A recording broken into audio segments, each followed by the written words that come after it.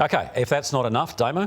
Yeah, well, Gillon McLachlan, the AFL Chief Executive Officer, will in about 20 minutes' time, TJ, speak publicly about the events of last night. I'm referring to the goal umpire decision with Ben Keays' kick with 70 seconds remaining in this game against the Sydney Swans not being referred to the arc. Now, Ben Keays, as you will see, thought he kicked the goal, so too did other people around the Crows. The umpire said it hit the post, and as such, play recommenced with the Swans kicking that ball out. The game being decided by 1 point. Now, these are subsequent replays that show the ball missed the post.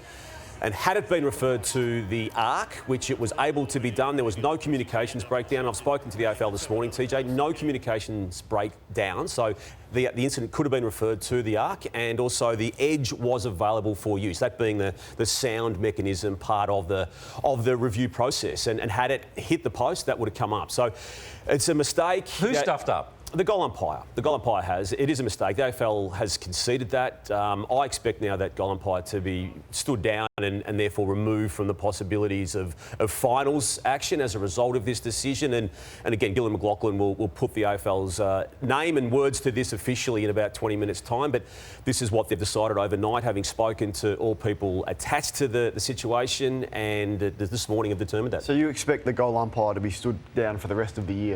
Well, there's one game remaining, obviously. Yeah. Let's not do a pile on with the goal umpire, OK? He's made. I'm not saying that you are, but for others on social media and the like, they don't need a pile on. He's made a mistake. Yeah, it's a human error. But I'm sorry, but it all comes back to the technology.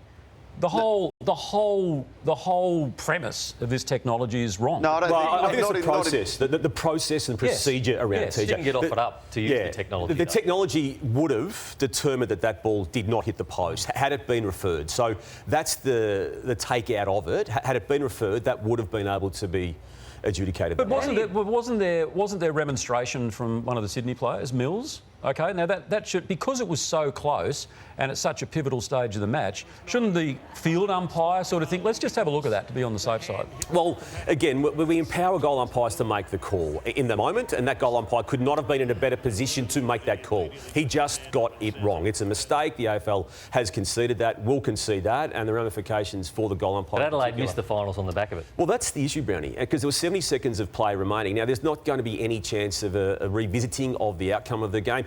Look, had it been the absolute last kick of the game and the siren sounded, I wouldn't be surprised if we went down the path as we did many years ago with the Fremantle-St Kilda game in Tasmania, which was reversed result-wise in the AFL Commission boardroom after that event. But 70 seconds remain in the game, and in the end, it was one mistake, a big one, made amongst many mistakes by players and other people during the course of the game. It's last night, and I must admit, I've got no affection for the Crows or anything, but leaves a real sour taste in your mouth, to be honest. It's as big a mistake as I can remember. You can understand the heat of the moment of field umpire making a mistake, but in this situation, when you have, can go upstairs, and they do go upstairs sometimes for things you wish they didn't.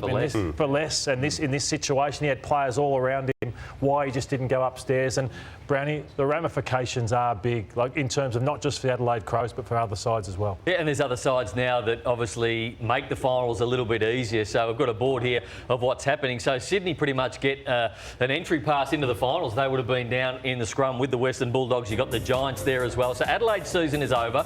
Geelong's season is over. That happened last night. St Kilda final spot not locked, and the Giants now final spot not locked. So Sydney are the big recipient of that. And what it also does too, as a collective, it just sucks a lot of life out of what round 24 matches because of that incident. Now, that's a byproduct of the problem that has been created last night, but it has removed a lot of the looking forward components of what was to lie ahead. There's now only one team outside the 8 that can make it. And for us sitting here in Melbourne, to get some sort of an idea as to the emotional levels over in South Australia at the moment, we need only to cast our mind back to the commentary on 5AA last night. This is the very measured Stephen Rowe. Oh, he's giving it to Ben Keays. Don't pull for it. Get out of there, Keays. And Ben Keays has got it instead. He is within get range. Out of there, Keays. He's 40 out. He's got to run around. Sees it on the line. Left footer. Hooks it back. Kicks on its way. He's got it. Unbelievable scenes. No, it's hit the post. It's hit the post. I don't believe it. Cheated and robbed. I'm lynching the AFL this week. They were robbed. Cheating and robbed.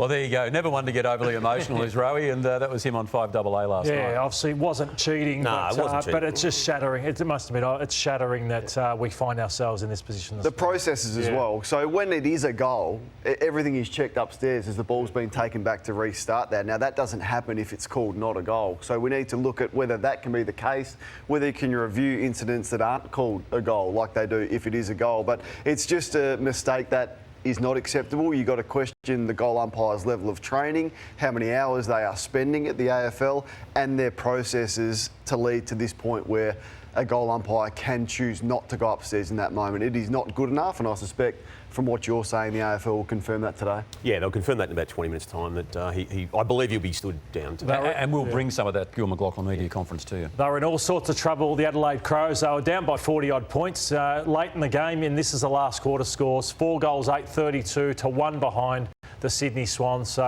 they were totally outplayed for 3 quarters, but found a way. Kicking's been a problem for Adelaide all year, so they should be playing finals. Even back to round 3 against the Tigers when they played in Adelaide, they kicked so many points. They did it against Collingwood as well. They should be almost looking at a top 4 berth at the moment, Adelaide, but their goal scoring let them down all year. They kicked 2-5 against Brisbane last week as well. So whilst that incident hurt, I mean, they've got some fault in themselves with the way that they've gone about this year. On the flip side, the Sydney Swans are absolutely flying at the moment, but they do have an issue. They do, TJ. It's the hamstring tightness that the club is this morning saying associated with that of Tom Papley, who finished the game in the dugout with the tracksuit top on. It's the one player who could light up the Swans at any given point in time. Now, you can see the strapping around the leg. Again, officially this morning, hamstring tightness.